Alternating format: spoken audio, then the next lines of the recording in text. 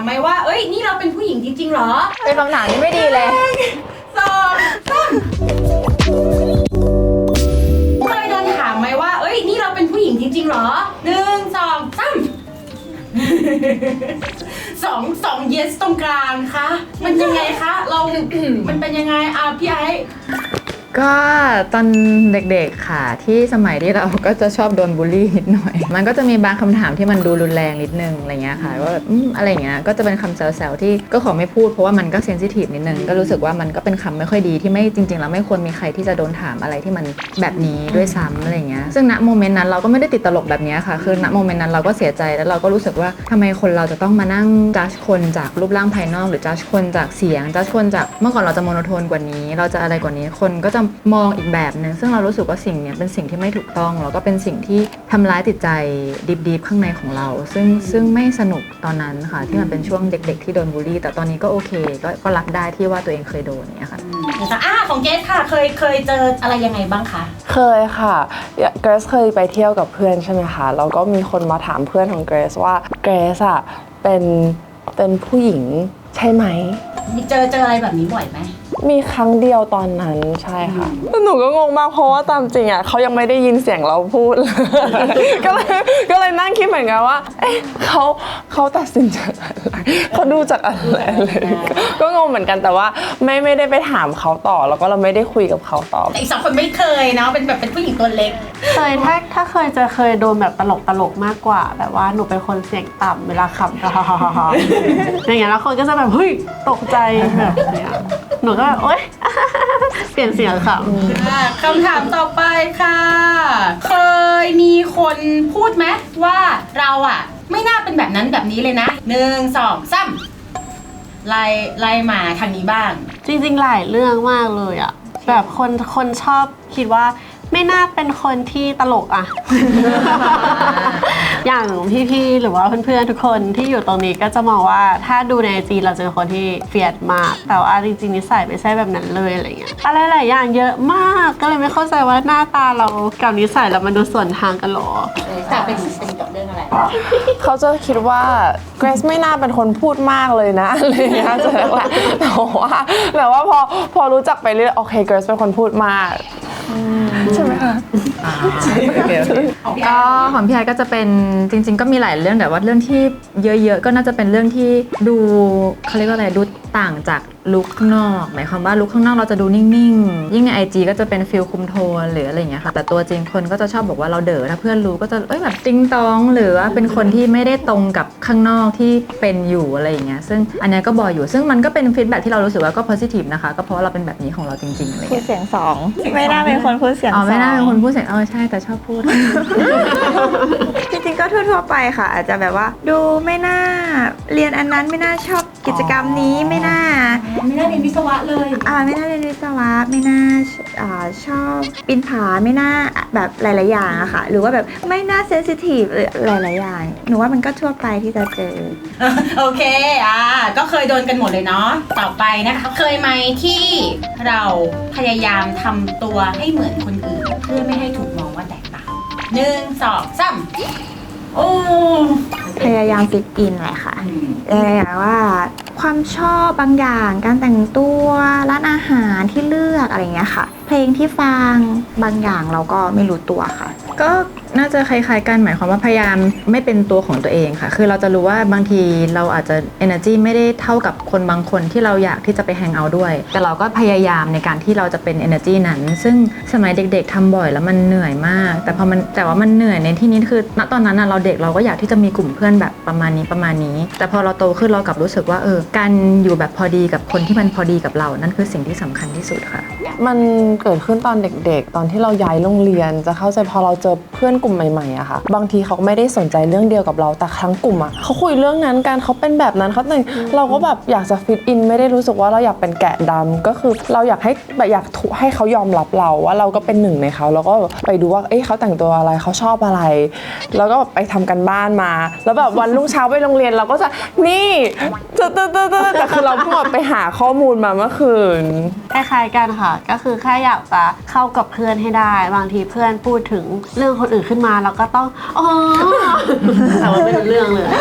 แต่จริงๆพอทำไปสักพักก็ไม่ได้รู้สึกโอเคเท่าไหร่ก็เลยเลิกก็เลยแบบโอเคเราก็เป็นแบบนี้แต่คิดว่าคนอื่นก็น่าจะเข้าใจมากกว่าด้วย ข้อสุดท้ายของ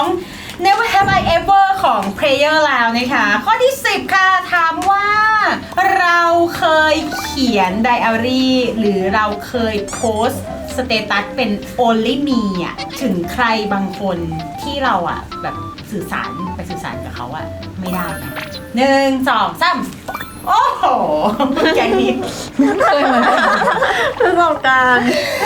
หนิงเราเขียนไดอารี่หรือเราโพสสเตตัส only me ทั้งคู่ค่ะ เรา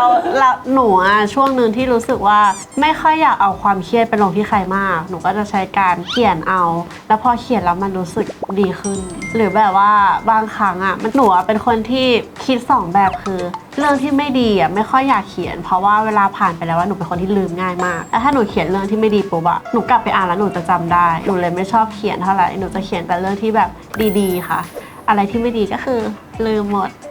ของ Grace ไม่โพสต์เลยค่ะส่วนมากจะเป็นการเขียนไดอารี่ตอนเด็กจะเขียนไดอารี่แบบในสมุดเลยแต่โตขึ้นมาเราจะเขียนเป็นโน้ตมากกว่าเพราะรู้สึกว่าบางทีถ้าเราโพสต์ออกไปถึงเราจะเป็น only me กลัวบางทีแบบมันจะเกิดอุบัติเหตุแล้วแบบเกิดอะไรอย่างเงี้ยหรือว่าแบบมันแบบกลิชหรือแบบอะไรก็แล้วแต่คือแบบ Facebook บางทีอาจจะแกล้งเราหรือสักอย่าง คือเกิดขึ้นได้หมดนี่ก็เลยแบบไม่เอาความรู้สึกส่วนตัวอะไรทั้งสิ้นไปเขียนแบบไปพิมพ์ลงแบบ Facebook หรือโซเชียลมีเดียเลยแต่ว่าจะเป็นเขียนเอาส่วนมากจะเป็นความรู้สึกที่เราไม่ดีมากกว่าที่เรารู้สึกเศร้าเราจะเขียนเพื่อให้เรามาอ่านเราให้เราแบบตั้งสติก็รวมถึงนะแบบเรื่องความสัมพันธ์กับเพื่อนกับคนรอบตัวก็จะเขียนเลยบางทีเขียนเป็นลิสต์แล้วก็อันนี้เราน่าจะพิกกี้มากเกินไปอันนี้เราน่าจะแบบไม่แฟร์อะไรอย่างเงี้ยมันจะทำให้เราเข้าใจหลาย ๆ อย่างมากขึ้น หนูชอบเขียนกับแบบปากกากระดาษอย่างเงี้ยค่ะ ซึ่งถึงใครบางคนก็ส่วนหนึ่งแล้วก็แบบว่าเหมือนแบบว่าเรียบเรียงความคิดของเราเป็นหลัก เพราะว่าความคิดหนูมันไปเร็วแล้วก็จุดแต่ว่าพอเราเขียนเราจะรู้ว่าอันนี้ไม่ใช่มันไม่ถูกคือเราโกรธเขาแต่พอเขียนแล้วอ่านอีกทีเขาไม่ได้ผิดนะ อันนี้เราแปลกเราก็จะแบบมันก็จะจับได้มากขึ้นสมมติว่าเรารู้สึกไม่ดีเป็นก้อนเนกาทีฟใหญ่ๆใช่ไหมคะพอเขียนเราจะรู้ว่าอันนี้คือกังวลอันนี้คือน้อยใจอันนี้คือไม่มั่นใจอะไรเงี้ยค่ะพอมันจับเป็นก้อนๆแย่ๆเรารู้สึกว่าเราแก้ปัญหาทีละจุดได้ถูกกว่าอะไรเงี้ยค่ะ ก็ทั้งสองอย่างค่ะทั้งเคยเขียนแล้วก็เคยโพสต์แต่เขียนนะส่วนใหญ่ไอ้เขียนมาตั้งแต่เด็กแล้วว่าเหมือนเป็นคนชอบเขียนเรื่องทั่วไปด้วยไม่ได้เป็นคนที่แค่เขียนตอนระบายอารมณ์เป็นคนที่ชอบเขียนว่าตอนเด็กๆจะชอบเขียนว่าวันนี้เจออะไรมาบ้างวันนี้เราขอบคุณอะไรวันนี้เรารู้สึกดีกับอะไรวันนี้ได้กินอะไรอะไรเงี้ยเพราะว่าบางทีก็เราก็จะลืมพวกร้านอาหารต่างๆเราก็จะจดเอาไว้อะไรเงี้ยส่วนโพสต์เราก็จะโพสต์แล้วเราก็จะใส่แค่คนที่เราอยากให้เห็นเข้าไปในนั้นนะคะแต่ส่วนใหญ่จะไม่ได้เป็นดราม่าหนักมากเพราะไม่ชอบให้คนอื่นรู้สึกเครียดแล้วก็กดดันไปกับเราคือเราจะแค่เปรยๆว่าเรารู้สึกแบบนี้นะเพราะว่าบางทีเราเป็นคนเก็บความรู้สึกแล้วพอเราเป็นคนเก็บความรู้สึกคนอื่นก็จะไม่เห็นความรู้สึกนั้นเราก็จะอยากให้เขาเห็นแต่จะไม่ได้ให้เห็นเพื่อให้กดดันเขาแต่ให้เห็นเพื่อให้เขารู้ว่าเรารู้สึกนะแค่นี้เฉยๆค่ะครบ10 ข้อแล้วนะคะของ Never Have I Ever ขอบคุณทุกคนมากเลยนะที่สื่อสารเรื่องที่หลายๆคนน่าจะไม่เคยได้ยินเนาะแล้วก็เรื่องที่อาจจะเพิ่งเคยได้ยินกันเป็นครั้งแรกระหว่างกันเองด้วยเนาะต่อไปเลยเราไปถึงเกมสุดท้ายกันเลยค่ะต่อไปเกมสุดท้ายแล้วของรายการ Hot Pop Beat นะคะ Pride Edition ของเรานะคะเกมนี้ชื่อรู้ใจไหมบรรทัดนี้ใช่เธอหรือเปล่าเดี๋ยวเราจะอ่านประโยคหนึ่งประโยคออกมาแล้วก็ให้ทายของคู่ตัวเองว่าเขาจะตอบว่าใช่หรือไม่ใช่ข้อที่1นะคะสตาร์ทที่ให้มิมี่เป็นคนทายพี่ไอซ์ละกันให้มิมี่ทายของพี่ไอซ์นะพี่ไอซ์ตอบนะแล้วก็ให้เกรซทายหนิงเป็นคนตอบนะโอเคเข้าใจละ คำถามคือฉันคือคนที่เวลารักใครก็บอกเลยว่ารัก1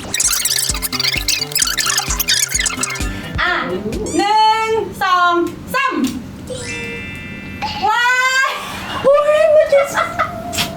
หนิงบอกว่าไม่เขาไม่ใช่คนที่เวลาบอกรักเวลาที่รักใครก็บอกรักแต่ฝั่งนู้นถูก โอ้ย1-0นั่นไงบ้านนี้ก่อนมาบ้านนี้ก่อน ตอนแรกจะเขียนว่าไม่ แล้ว เพราะรู้สึกว่าด้วยนิสัยเขาอะเขาจะเป็นคนแบบอย่างเงี้ยเขาจะอย่างเงี้ย แล้วทำไมถึงตัดสินใจเขียนว่าใช่ ก็ถ้าเขียนว่าใช่เพราะรู้สึกว่าก็แต่หนิงเป็นคนที่ตรง เหมือนกับว่าเขาจะเป็นคนที่ตรงไปตรงมาเขาจะพูดเนี่ยแต่คำตอบแรกอะคือไม่ แล้วยังไงอ่ะ ถ้ารู้สึกรักใคร จะไม่ค่อยพูดมาค่ะ จริงๆเราเป็นคนขี้อายนะ อาจจะดูไม่เหมือน คุณตอบถูก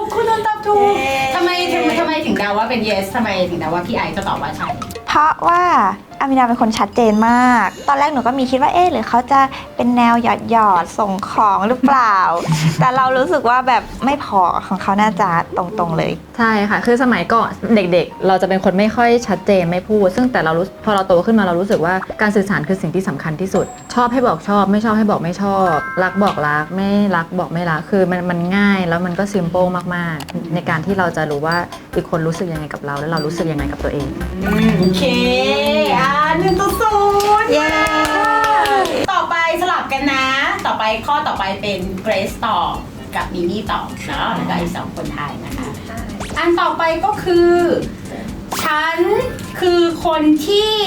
อยากจับมือคนที่ชอบกลางถนนเลยแบบที่ไม่ต้องคิดเยอะแบบชอบใครเราอยากจะเดินจูงมือเขา 1 2 3 จึง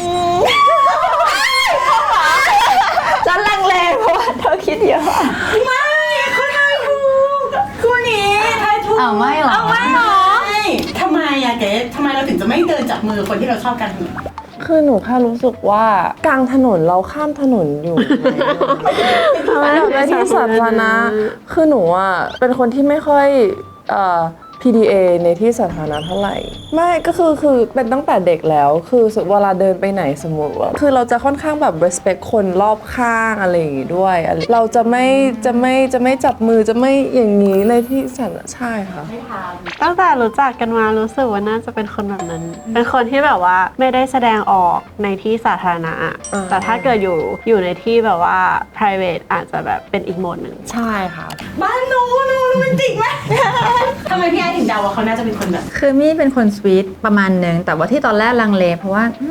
หรือเรากำลังมาคิดตอนนี้ไงคะที่ว่าน้องเป็นนักแสดงแล้วแต่ว่าถ้าสมมติย้อนกลับไปตอนที่เขาเรียนนี่คิดว่ามี่ก็คงเป็นตัวของตัวเองมากประมาณนึงก็รักก็คือรักเป็นคนชัดเจนแล้วก็รักคนนี้อะไรเงี้ย หนูว่าถ้าเกิดว่ามีเวลาใช้เวลาระดับหนึ่งแล้วก็กล้าค่ะแต่ก็อาจจะเกรงใจคนอื่นเยอะขึ้น ใช่ เหมือนกันเลยข้างรักเหมือน ใช่ กัน เพราะว่ามีความสุขอ่ะ เราก็รู้สึกว่าเวลาที่เรามีความสุขเราก็อยากที่จะแบบแสดงเราเป็นคนแคร์คนข้างๆมากกว่าแคร์แบบ สายตาคนอื่น ใช่ เพราะเรารู้สึกว่าคนใกล้ตัวเราคือคนที่สำคัญที่สุด เพราะในวันที่เราไม่มีใครคนที่อยู่ข้างๆเราก็จะอยู่กับเราอย่างเงี้ย หนูกับหนิงคุยกันว่าน่าจะเราสองคนน่าจะเป็นคนประเภทเดียวกัน คนที่แบบว่าสมมติเดินอยู่ข้างนอกอย่าเพิ่งจับ โอเค นี่ได้กี่คะแนนนี่ได้2นี่ได้1 2-1นะคะ ข้อต่อไปก็สลับกันเนาะนี่ก็เป็นพี่ไอซ์ตอบกับเป็นหนิงตอบนะคะ ฉันคือคนที่ส่งสติกเกอร์ รูปหัวใจรูปนู้นรูปนี้แทนคำสารภาพแทนความรู้สึกก็ได้ แทนความรู้สึกดีกว่า ส่งสติกเกอร์แทนความรู้สึก โอเค1 2 3พูดนี้ก็เป็นถูกนะ ไม่เราเป็นได้ตลอดเลยเหรอ ไม่ เขาส่งมีมกัน ไม่ส่งติ๊กเกอร์ส่งอะไรหนิง boys มาค่ะ boys มาไม่ส่งสติ๊กเกอร์ ไม่ค่อยส่งสติกเกอร์จะพูดพิมพ์ตรงๆ หรือไม่ก็พูดอะไรไปเลยปล่อยไปเลย ถ้าไม่โทรมาก็จะไว้ถ้า แล้วบ้านนู้นล่ะ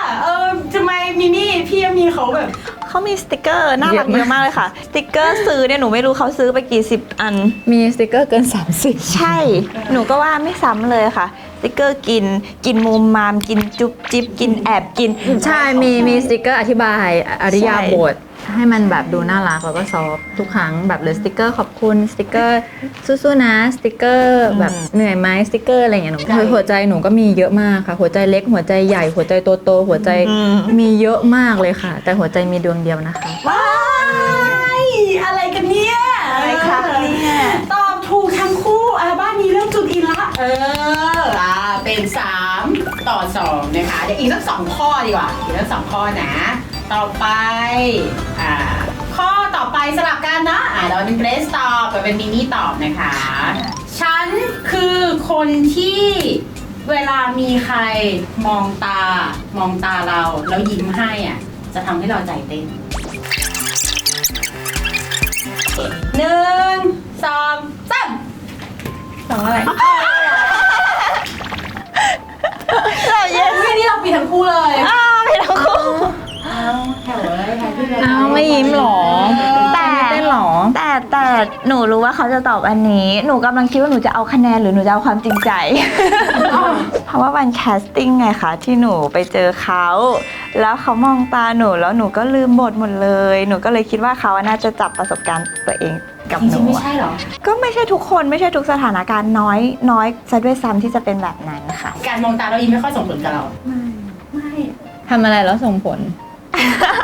ไม่บอก อันนี้ถามเกินคำถาม โอ้ เกินไม่ได้ด้วย ทำไมพี่ไอ้เดาอย่างนั้นเดาเพราะว่า คือเดาเพราะว่า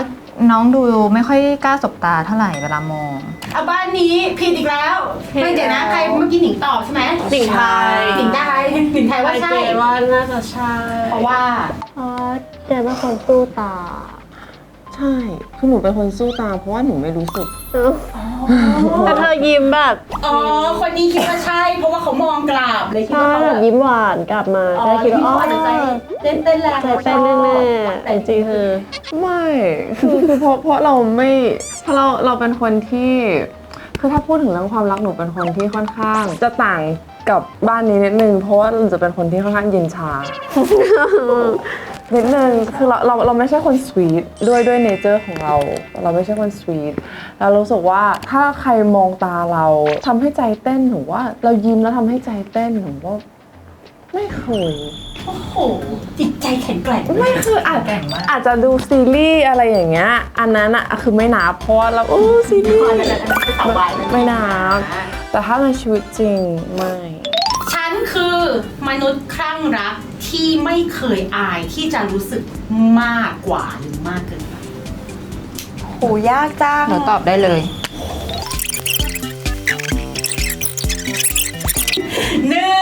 2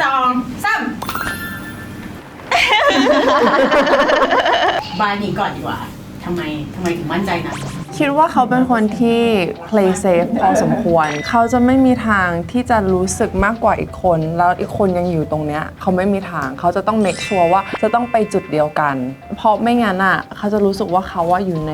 position ที่เขาอ่ะอาจจะแบบแพ้หรืออาจจะแบบในเมื่อฉันรักเธอมากกว่า ฉันอาจจะต้องยอมทำในสิ่งที่ฉันไม่อยากทำแต่ฉันต้องเปลี่ยนเพื่อเธออย่างเงี้ยหนูว่าเขาไม่ใช่คนแบบนั้น เขาตอบถูกไหม ถูกไม่หมดค่ะ ไม่ได้รู้สึกว่าตัวเองจะแพ้ แต่แค่รู้สึกว่าแค่ต้องไปด้วยกัน เฉยๆความรู้สึกมันอยู่ด้วยกันมันควรจะไปในทิศทางเดียวกัน ถ้าเราแบบว่าให้เขามากเกินไปแล้วเขารู้สึกว่าสิ่งนี้มันได้มาง่ายเหลือเกินแล้วเขาไม่ต้องมาสนใจอะไรเราขนาดนั้น มันจะรู้สึกว่าเราแบบพยายามแล้วมันจะเหนื่อยเกินไป แค่แบบชอบคนที่ขึ้นหนิงเป็นคนที่ถ้ามีความรักหรือความสัมพันธ์จะเป็นคนที่คุยกันเยอะมากๆแล้วก็จะถามมันตลอดว่าตอนนี้มันอยู่ในอะไรประมาณไหนมีอะไรที่ไม่เข้าใจหรืออะไรเงี้ยคือจะไม่มีทางที่ให้มากขนาดนั้นถ้าเขาไม่ได้ต้องการที่จะให้เรากลับมา ใกล้เคียงกับสิ่งที่หนูคิดคือเป็นคนแฟร์ฉันแฟร์เธอต้องแฟร์ บ้านนี้ก็ดูแบบ จริงจังวะ บ้านหนู อันนี้คือ ทุกคำตอบ ก็คือรักมากเกินไปก็คือบอร์ดเขียนไม่ไหว 100%ค่ะ ทำไมถึงคิดว่าเขาไม่มีปัญหากับการเป็นคนรักมากกว่าหรือว่าเป็นคนข้างรัก อันนี้หนูไม่แน่ใจนะคะ เขาคิดยังไงเป็นคำถามที่ยากหนูว่ายากที่สุดแล้วที่หนูจะทายเขา แต่หนูแค่รู้สึกว่าแบบ there's no winning or losing in love แล้วหนูก็เลยรู้สึกว่าแบบจริงๆอ่ะการที่เราได้รับโอกาสที่จะไปรักใครอ่ะมันเป็น privilege ของเราซะด้วยซ้ำแต่การที่เราเสียใจอ่ะอันนั้นคือความคาดหวังของเราที่เราต้องดีลกับตัวเอง ใช่มากกว่าน้อยกว่านี่จริง ๆ ก็นับยากแต่ว่าถ้าเรารักก็รักให้สุด เหมือนที่มี่พูดเลยค่ะ คือหนูไม่ค่อยมายกับการที่จะรู้สึกว่ารักมากกว่าเลย เพราะเรารู้สึกว่า ความรักอะมันไม่จำเป็นต้องว่าคนหนึงต้องทำให้มากกว่า หรือคนหนึงต้องทำให้น้อยกว่า คือทุกความสัมพันธ์มันจะต้องมีอยู่แล้วคนที่แบบรักมากกว่ารักน้อยกว่า แต่ว่าถ้าเราสบายใจที่จะรักมากกว่า แล้วเป็นฝ่ายให้มากกว่าหนูก็ยินดีทำให้แบบ100%มากๆแล้วก็ทำให้เกิน100ด้วยค่ะคือถ้าเกิดหนูรักใครหนูก็แบบข้างรักมากค่ะแล้วก็ยินดีทำให้ทุกอย่างยินดีช่วยทุกอย่างอย่างเงี้ยค่ะ โอเคอ่ะเห็นคาแรคเตอร์ชัดมากนะคะบ้านนี้แข็งมากพี่บอกว่าฝั่งนู้นเป็นไงฝั่งนู้นเป็นไง เป็นคนมุ้งมิ้งค่ะ ถึงข้างนอกจะดูนิ่งๆ แต่ข้างในหัวใจหนูสีชมพู โอเค ตอนนี้คะแนนเป็นยังไงคะ4-3จริงๆก็ not bad นะ นี่ตอบแบบได้เยอะแล้ว เพียงแต่ฝั่งนู้นเขาเดาถูกเยอะกว่านะคะงั้นสรุปสิริรวมคะแนนทั้งหมดของ Hard Pop Beat ตอนนี้ของเรานะคะ ทดไว้ก่อนแต่ไอ้มิมี่ชนะเย้โอเค จบไปแล้วนะคะสำหรับ Hard Pop Beat ตอนที่7ของเรานี่เป็นครั้งแรกที่เรานั่งคุยกันแบบจริงจังเหมือนกันเนาะประมาณนี้เพราะหลังจากที่เคยเวิร์กช็อปกันมาย าวนาน เป็นไงบ้างไหนไล่เรียงความรู้สึกให้พี่หน่อยว่า Hard Pop Beat ตอนนี้สำหรับเราเนี่ย คือทำให้เราอะได้รู้จักกันมากขึ้นและได้ยินแง่มุมดีๆของทุกคน ใช่ค่ะ แล้วก็ทำให้เรารู้สึกว่ามันมีความรักหลากหลายรูปแบบ ใช่ มันมีความรักที่ไม่จำเป็นว่าจะต้องเป็นแค่รูปแบบหนึ่ง แล้วมันก็ทำให้พวกเรารู้สึกว่าสนิทกันมากขึ้นกับ conversation บางอย่างที่มันเกิดขึ้นในรายการนี้ ซึ่งก็สนุกมากเลยสนุกมาก ใช่สนุกค่ะ หนูอะชอบเกมสุดท้ายที่สุดเพราะว่าเหมือนกับคำตอบมันไม่ใช่แค่คำตอบเนาะเราก็ได้รู้จักเพื่อนแบบอินเดปมาก อืม ๆมากๆใช่ เป็นคำถามที่เราอาจจะไม่ได้ถามในชีวิตประจำวันค่ะ ก็เห็นความหลากหลายของความคิดในแง่มุมความรัก แล้วก็อันนี้ก็คือแบบชอบสนุก ก็รู้สึกตอนแรกเราคิดว่า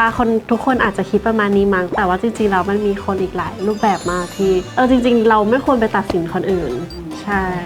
สำหรับใครนะคะที่อยากติดตามตอนต่อไปของ Hard Pop Beat นะคะ ติดตามพวกเราได้ที่ช่อง YouTube Hard Pop Studio ค่ะ ค่ะ แล้วก็นอกจาก YouTube แล้วก็ยังจะมี X แล้วก็ Instagram ของ Hard Pop Studio ด้วยนะคะ แต่ละที่นะคะเราก็จะมีคอนเทนต์หลากหลายแตกต่างกันค่ะ ใครที่ได้ดูพวกเราแล้วนะคะ ก็ฝากคอมเมนต์กันมาได้นะคะ คอมเมนต์เป็นกำลังใจให้พวกเราด้วย แล้วก็ฝากกดไลค์แล้วก็ Subscribe พวกเราด้วยนะคะ แล้วเดี๋ยวพวกเราจะมาทำคลิปต่อๆไปมาให้ดูกันอยากได้แบบไหนก็คอมเมนต์กันมาได้นะคะ บ๊ายบาย